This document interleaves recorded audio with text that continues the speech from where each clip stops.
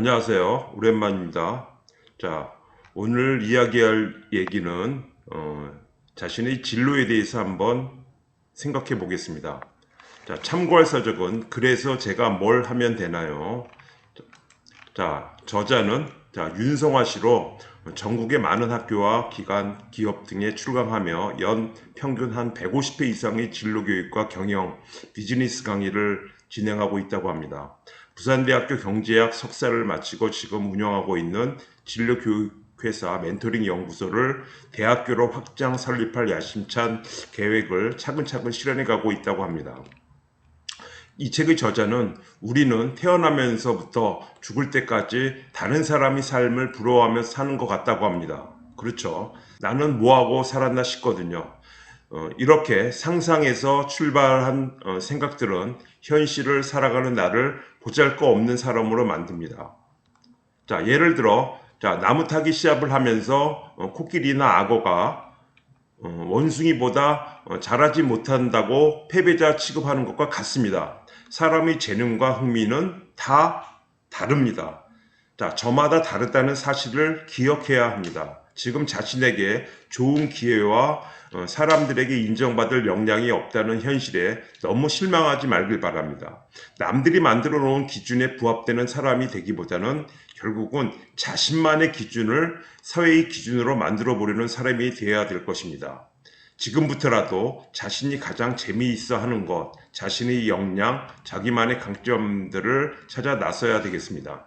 자, 여러분은 자신의 인생과 진로에 대해 고민해 보지 않는 것은 아무것도 모르는 상태와 별반 다르지 않다고 볼 수 있습니다. 저자는 한참 동안 부모님이나 선생님 혹은 친구들이 나를 더 잘한다고 생각했다고 합니다. 그러나 곰곰이 생각해 보면 부모님은 집에서의 아들 모습만, 선생님은 학교에서의 제 모습만, 친구들은 함께 놀 때의 제 모습만 보고 너를 전부 안다고 생각할 수 있습니다. 사실은 집에서와 학교에서, 친구들 사이에서와 혼자 있을 때의 모습은 다 다르잖아요.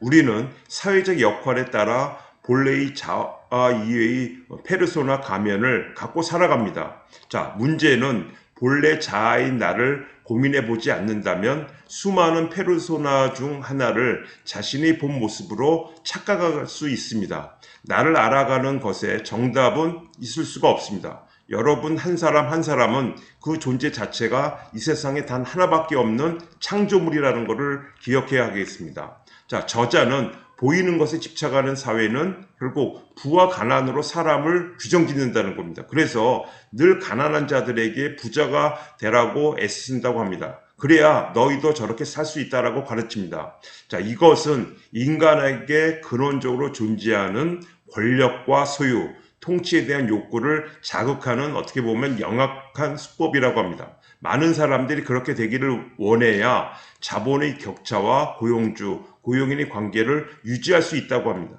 자, 이러한 불합리한 레이스를 합리하고 싶지 않다면 당장 자신의 내면의 나를 돌아보는 시간을 가지길 바랍니다. 정말로 원하는 것이 뭔가, 무엇이 되고 싶은지, 어떻게 사회를 이롭게 할지 이타적인 꿈을 꾼다는 거죠. 고민하고 연구하고 성찰해야 합니다. 자, 내면에 대한 성찰은 다른 사람이 답을 제시해 줄 수가 없습니다. 자기 스스로가 어떤 꿈을 잡아야 합니다. 자, 점수나 순위로 평가할 수 없기 때문입니다. 성찰은 가장 필요하지만 오로지 자신만이 해낼 수 있는 인생의 과업이며 그 출발점은 결국 남과 같아지기를 포기하는 것에 있는 것입니다. 저자는 그동안 아침 운동을 제 삶의 일부로 만들기 위해 적었던 메모들이라고 합니다. 자, 아침 6시에 일어나 운동하기는 그 습관을 더 작은 단위로 쪼개보면 약 한 20가지 정도 크고 작은 습관들 간에 서로 역학관계의 산물임을 깨닫게 된다고 합니다. 자, 한번 예를 들어 볼게요. 새벽 6시에 일어나 운동하기 습관의 실제는 자, 적어도 밤 12시 전에는 잠들어야 6시에 일어날 수 있다. 또 밤 10시 이후에는 TV 시청과 게임을 하지 말아야 한다. 결국 평소 기상시간인 오전 8시에서 10분씩 줄여 기상하는 습관을 형성해야 합니다. 자, 아침에 일어나자마자 물 한 잔을 마시거나 양치질을 하면 잠에서 쉽게 깰 수 있습니다. 일단 밖에 나가기만 하면 조깅은 즐거운 활동이 됩니다. 요즘 아침 운동 시작했어 라고 주변에 알릴수록 성공 확률은 높아진다고 합니다. 한두 번의 실패를 완전 실패로 인식하지 않는 건강한 자의식이 중요합니다. 자, 목표로 하는 습관의 세부 사항을 정리하고 각 항목별로 순서와 크기를 정한 후 가장 쉬운 것부터 시작하면 되겠습니다. 자, 습관 관리 목적을 분명히 하라는 겁니다. 좋은 습관을 잘 지켰다는 자기 만족에 머물면은 삶의 규칙성은 얻을 수 있지만은 삶의 방향성을 잃게 된다고 합니다. 그래서 자, 좋은 습관을 통해 궁극적으로 자신이 나아가려고 하는 인생 방향과 연결성을 찾아내 유지하려는 노력이 필요합니다. 자, 예를 들겠습니다. 매일 아침에 조깅을 하면 체력을 길러 하고 싶은 일을 더 많이 할 수 있다. 매일 감사하는 일을 적는다. 긍정적인 관점을 유지해 슬럼프에 대비한다. 매일 1시간 독서를 한다. 강의안을 꾸준히 업데이트해서 강사로서의 경쟁력을 유지한다. 자, 매주 4시간을 즐겁게 논다. 나의 보상 체계를 기술적으로 찾아 누린다. 자, 매월 1명 이상의 새로운 사람을 만난다. 분야가 다른 사람의 관점을 계속 배운다. 자, 매월 1개 이상의 새로운 카페를 찾는다. 익숙하지 않은 상황에 자신을 자주 노출시켜 적응력을 키운다. 이거는 한번 선생님도 한번 해봐야 되겠습니다. 저자는 시간의 결산을 강조합니다. 흔히 시간 관리는 예산을 먼저 세우고 그 다음에 결산을 하는 순서로 진행한다고 하는데, 자, 여러 가지 방법을 활용해 본 결과 자신이 시간을 어떻게 쓰고 있는지 일단은 아는 것을 출발점으로 삼는 것도 효과적이라고 합니다. 자, 저자는 가계부와 시간계획의 공통점은 다음과 같다고 합니다. 결산이 없으면 의미 있는 예산을 알 수가 없고요. 자, 예산안은 곧 살아있는 방식을 투영합니다. 자, 살아가는 방식에 맞게 돈과 시간을 쓸 수 있을 때 성숙해진다고 합니다. 자, 무언가를 관리한다라는 것은, 자, 잘 들어보세요. 다른 사람과 환경에 빼앗겼던 통제권을 내게로 되찾아오는 일련의 활동을 의미한다고 합니다. 자, 이미 습관이 되어버린 익숙함에서 멀어져야 하고 편안하게 살고 싶은 욕망을 참아내야 한답니다. 이것은 결국 나답게 사는 법의 문을 열어주는 출발점이 되겠습니다. 자, 독서에 대해서 잠깐 얘기를 하겠습니다. 자, 우리로 하여금 정보 소비자에서 정보 생산자로 살게 해줄 수도 있다고 합니다. 다시 말해, 자, 한 분야에 관해 많이 읽다 보면은 결국 그 분야에 대한 정보만 습득하는 것이 아니라 자신만의 생각을 정리할 수 있다고 합니다. 그럴 때는 그 정리된 생각을 글로 편술하게 되면 그 순간 정보를 생산하는 위치에 서게 된다는 겁니다. 자, 지금은 이미 만들어져 있는 정보를 연결하고 융합하고 편집해서 새로운 정보를 생산할 수 있어야 한다고 합니다. 이 정보를 연결하고 융합하고 편집하는 행위 기초가 결국은 뭐냐? 사고력, 생각하는 겁니다. 자, 사고력을 키우기 위해서는 결국은 뭐냐? 읽기, 쓰기, 생각하기라는 일련의 과정을 반복할 수밖에 없는데, 자, 읽은 책에 대한 내 생각을 쓰기입니다. 매주 써도 괜찮습니다. 지금 읽고 있는 책에 대한 생각이나 느낌이 떠오른다면 당장 휴대폰이든 손글씨라든 뭐라도 적어보는 것입니다. 생각을 드러내는 것을 겁내지 말아야 됩니다. 완성된 생각만 말하려는 습관을 고쳐야 된다고 합니다. 자, 창의력 개발 전문가이자 베스트셀러 작가인 김강희 교수는 저서 미친 발상법에서 창의력과 관련된 생각법을 이렇게 설명합니다. 난제에 직면했을 때 그 과제를 인식하고 해결하기까지 이루어지는 정신적 과정을 결국은 발상이라고 하는데, 그런 발상을 뒤집고 뒤틀러보는 습관이 있어야 독창적이면서도 유용한 방법을 만날 수 있다고 합니다.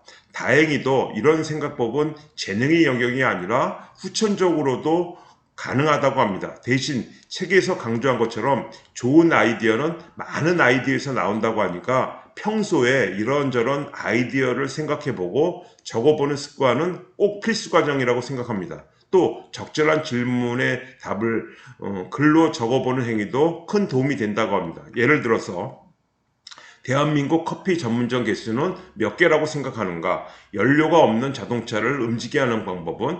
모든 국민에게 월 200만 원씩 기본소득을 지급한다면 당신이 하고 싶은 일은 무엇인가? 저자는 고민하고 상상하다가 생각이 많아지고 끝내 불안과 자괴감으로 끝났던 수년간의 삶이 뇌리에 스쳤다고 합니다. 이전까지 본인이 했던 것은 그저 걱정이고 공개 선언하기를 통해 결국 정보와 사람을 끌어당기며 배우는 행동하는 삶을 해야 한다고 합니다. 만약 여러분이 걱정하는 몇 개월, 몇 년 대신 행동하고 넘어지고 실패하고 다시 일어서기를 반복하는 몇 년을 보냈다면 이미 나만의 길에 대한 방향을 잡았다고 합니다. 실패를 두려워하면 안 되겠습니다. 그런데 그게 결국 쉽지는 않습니다. 문제는 움직이지 않고 걱정만 하면서 나는 움직이고 있다라고 착각하는 것입니다. 그러니 걱정만 하지 말고 크고 작은 행동을 먼저 시작해야 합니다. 자, 꿈과 관련 두려움은 내가 감히 이런 꿈을 꿔도 될까 하는 것입니다.